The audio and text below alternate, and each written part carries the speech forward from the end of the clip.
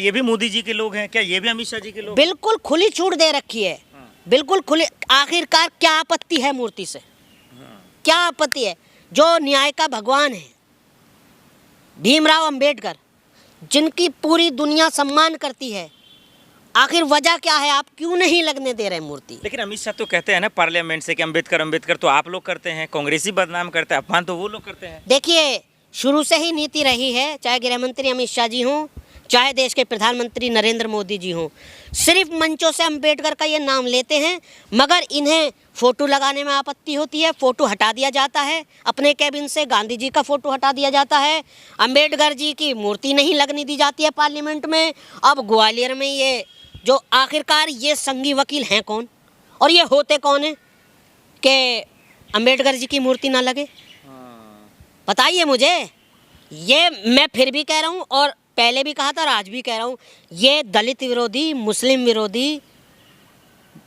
और एक सवाल और, देश के प्रधानमंत्री जी ने, शायद आपने सुना हो, बेटी बचाओ बेटी पटाओ कहा था। स्लीपर टन है ये सब। अरे अगर भाई, अगर मेरी जबान फिसल जाएगी तो मैं माफ़ी मांगूंगा, सॉरी बोलूंगा। सॉरी बोला नहीं, क्योंकि ये वो लोग हैं जो देश में गंद फैलाना चाहते हैं। मंत्री माफी मांगते हैं तो आप लोग माफ नहीं करते, कहते हैं कि नहीं ये गालीबाज है, ये सोफिया कुरैशी पे बयान दे देता है। पहले बोलिए, फिर उसके बाद माफ़ी मांग लीजिए।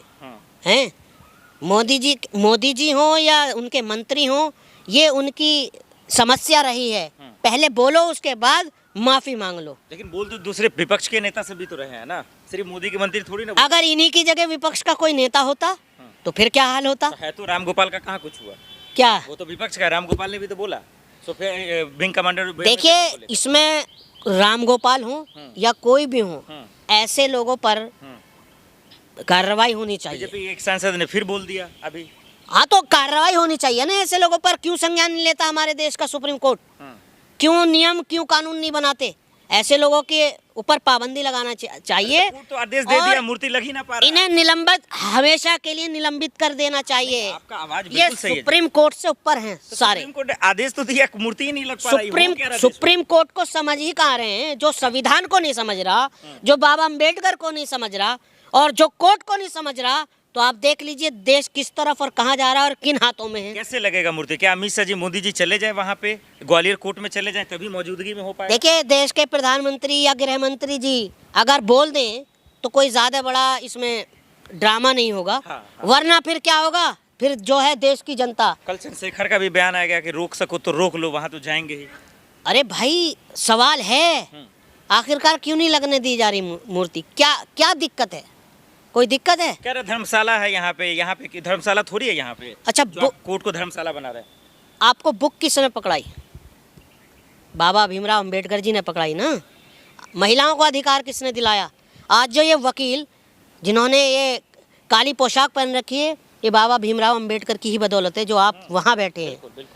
मगर उनकी बुराई करनी है, उनकी आलोचना करनी है। समझना चाह रहा हूं, उनसे नफरत करने वाला पैदा कौन हो गया? शर्म आनी चाहिए ऐसे लोगों को। ये लोग हैं, ये मनुवादी हैं, ये दलित विरोधी हैं, ये बाबा अंबेडकर भीमराव विरोधी लोग हैं जो कि उनसे नफरत करते हैं।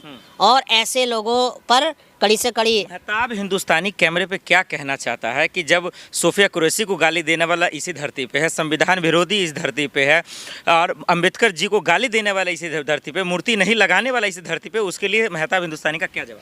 देखिए, मैं सिर्फ यही कहना चाहूँगा कि ऐसे लोगों की दिमाग में जो गंद भरी हुई है, जो सोच है कि एक जवान की बेटी को ऐसे शब्द कहना, भीमराव बाबा अंबेडकर को ऐसे शब्द कहना, संविधान को ना मान पाना, ये बड़े ही दुर्भाग्य की बात है। और ऐसे लोगों से परहेज़ करना चाहिए और हमारे सुप्रीम कोर्ट को तुरंत एक्शन लेना चाहिए और उन पर कार्रवाई करनी चाहिए।